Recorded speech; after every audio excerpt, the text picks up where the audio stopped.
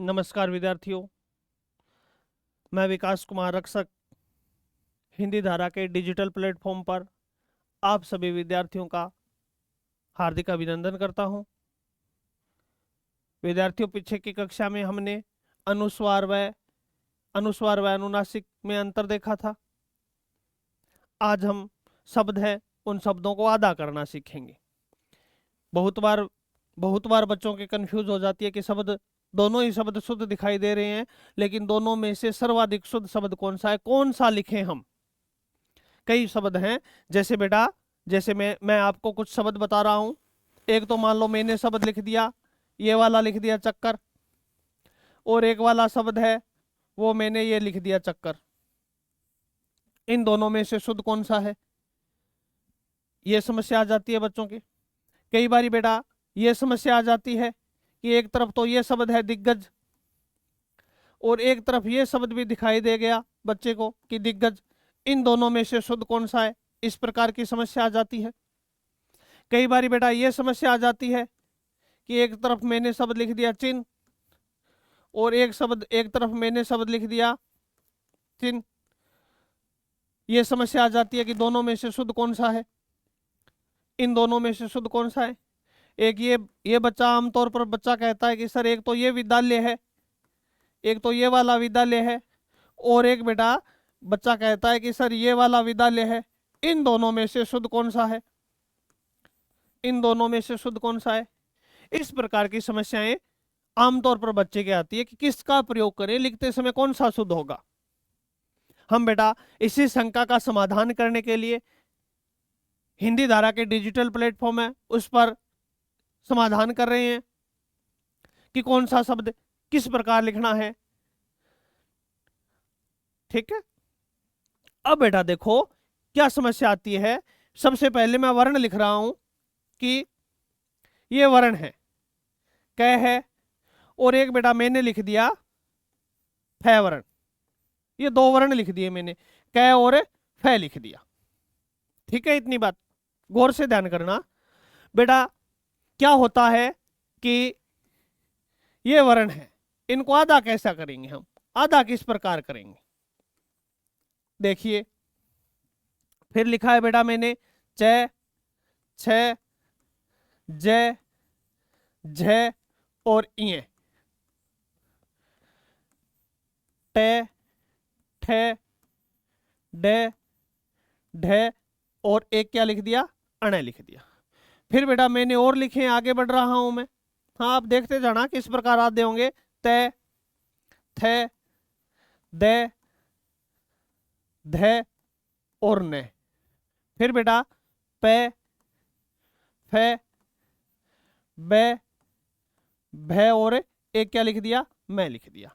फिर बेटा मैंने ये, र, ल, व लिख दिया, और फिर मैंने लिख दिया स,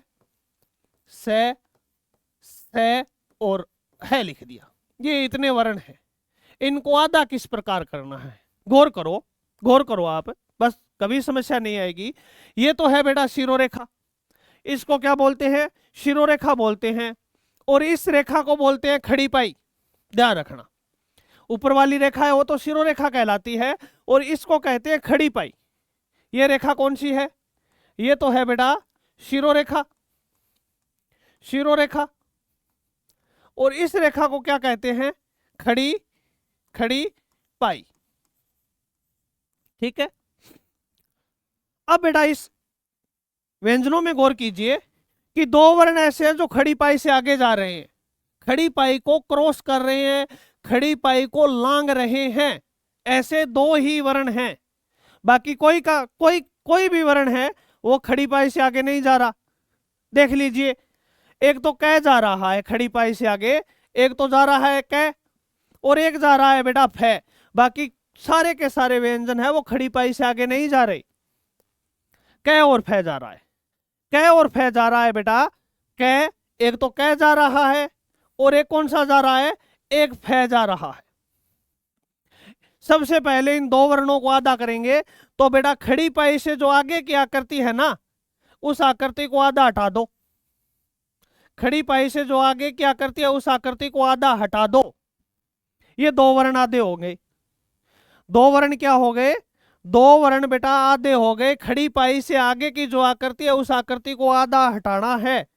अब मैं क्या करूंगा, इस कै को हलंत करने के लिए, इस कै को आधा करने के लिए मैं क्या करूंगा, खड़ी पाई से जो आगे की आकृति है ना उस आकृति को आधा हटा दूंगा। मैं उस आकृति को आधा हटा दूंगा बेटा। खड़ी पाई से आगे की जो आकृति है उसको आधा हटा दूंगा। क्या बन गया? कै बन गया आधा और एक फै बन गया बेटा। ये दो वर्ण आधे हो गए। और अगर आपसे पूछे खड़ी पाई वाले वर्णों की संख्या, खड़ी पाई वाले वर्णों की संख्या तो कितनी होती है? 24 होती है। कितनी होती है? 24 है। आप गिन लेना बेटा, 24 है। गिना दूंगा मैं आपको, 24 है। 24 में से कितने आधे कर लिए? दो आधे कर लिए। कै कर लिया और फै आधा कर लिया। कै और फै आधा कर लिया बेटा। एक तो कै को आधा कर लिया, एक तो कै को आधा कर लिया हमने, और एक हमने फै को आधा कर लिया। कै को कर लिया और एक बेटा फै को कर लिया। इन दोनों को आधा कर लिया। ठीक है, दो आधे हो गए। दो कौन कौन से हो गए? कै और फै। मैं अलग चिन्ह कर रहा हूं। एक तो कै हो गया और एक बेटा क्या हो गया? फै हो गया। अब खड़ी पाई वाले दो आधे हो गए, पीछे रह गए 22। कितने रह गए? 22। ये 22 के 22 वर्ण है। कुछ नहीं करना है, इनकी केवल खड़ी पाई हटानी है। केवल क्या हटानी है? खड़ी पाई हटानी है बेटा। इनकी केवल खड़ी पाई हटानी है 22 के 22 की। ये आधे हो गए। आपको कुछ नहीं करना है, केवल खड़ी पाई हटानी है। मैं खड़ी पाई हटा रहा हूं। 22 व्यंजन उनकी खड़ी पाई हटा दोगे ना तो वो भी क्या हो जाएंगे? आधे हो जाएंगे। खड़ी पाई हटानी है बेटा, केवल केवल क्या हटाना है? खड़ी पाई हटानी है आपको, आधे हो जाएंगे अपने आप ही। ये देखिए खड़ी पाई हटा रहा हूं मैं, इसकी हटा दी खड़ी पाई। फिर बेटा इसकी खड़ी पाई हटा दी। ठीक है, खड़ी पाई वालों की केवल खड़ी पाई हटानी है। ये पै की खड़ी पाई हटा दी, बै की हटा दी, भै की हटा दी, मैं की हटा दी। ठीक है ना, यह की हटा दी बेटा, लै की हटा दी, वै की हटा दी खड़ी पाई, हाँ सै की हटा दी। इनकी बेटा केवल और केवल क्या करनी है आपको? खड़ी पाई हटानी है। अब ये आधे हो गए। ठीक है, आधे हो गए, ये आधा घ हो गया। ठीक है, आधे हो गए। खड़ी पाई कितनी की हटानी है? 22 व्यंजनों की खड़ी पाई हटानी है। ये आधे हो गए। अब कितने हो गए आधे? आधे 24 हो गए। 22 व्यंजनों की तो खड़ी पाई हटाई है और दो की खड़ी पाई से आगे क्या करती हटाई है। आधे हो गए 24। अब बेटा अब क्या हो गए? अब गोल वर्ण बच गए। कौन से वर्ण है? गोल वर्ण बच गए। गोल वर्ण, गोल वर्णों की संख्या होती है 8। गोल वर्णों की संख्या कितनी है? 8 होती है बेटा। गोल वर्ण कहलाते हैं जिनके बेटा या तो ये वाली आकृति बन रही है, ये देखिए, या तो ये वाली आकृति बन रही है, ये गुणाई है, या फिर बेटा ये वाली गुणाई है, उनको गोल वर्ण बोलते हैं। कितने हैं? 8। 1 2 3 4 5 6 7 और 8। ये 8 क्या है? ये 8 हैं गोल वर्ण। इनको आधा करने के लिए, इन गोल वर्णों को आधा करने के लिए इनके नीचे हलंत का प्रयोग होगा। किसका प्रयोग होगा? हलंत का प्रयोग होगा। हलंत का प्रयोग होगा। हलंत का प्रयोग होगा बेटा।